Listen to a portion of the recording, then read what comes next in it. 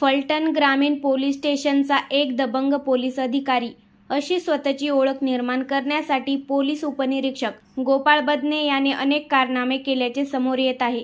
त्याने पोलीस स्टेशनला साखर कारखान्याचे वसुली केंद्र बनविले। तो नागरिकांशी रस्त्यावर हुज्जत घालतो। तसेच तो पोलिसांचे सिंडिकेट चालवत असल्याच्या आरोपांचे व्हिडिओ आता सोशल मीडियावर व्हायरल होत आहेत। फलटण येथील पीडित महिला डॉक्टरने आत्महत्या करण्यापूर्वी तिच्या हातावर फलटण ग्रामीणचा पोलीस उपनिरीक्षक गोपाळ बदने याने 4 वेळा अत्याचार केल्याचा आरोप केला। त्यामुळे आरोपी म्हणून बदने याला अटक झाली।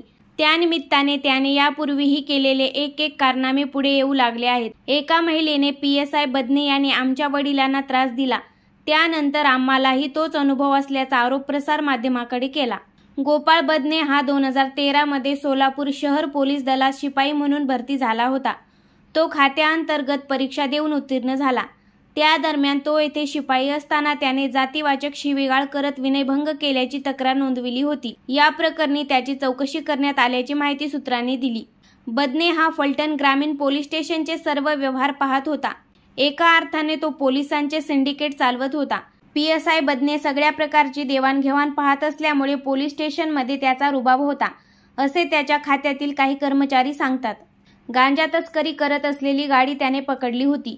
हातापायांची साल्टे निघाली तरी त्याने गुन्हेगार सोडले नव्हते। त्याच्या कौतुक सोहळ्याला स्वतः SP समीर शेख हजर होते।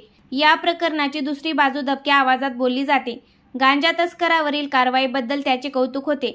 तसेच बदनेशी त्यांच्याशी संबंधही असल्याचे बोलले जाते। फलटणच्या समाज माध्यमावर बदनेचे अनेक व्हिडिओ फिरत आहेत। त्यापैकी एक व्हिडिओ तो सिव्हिल ड्रेसमध्ये असताना आणि वाहतूक पोलिसाची जबाबदारी नसताना गाड्या अडवून त्यांची तपासणी करण्याच्या प्रयत्नात होता। त्यावेळी संबंधित चालकाने त्याला चांगलेच धारेवर धरले होते। तिथून त्याने पळ काढल्याचे स्पष्ट दिसत आहे।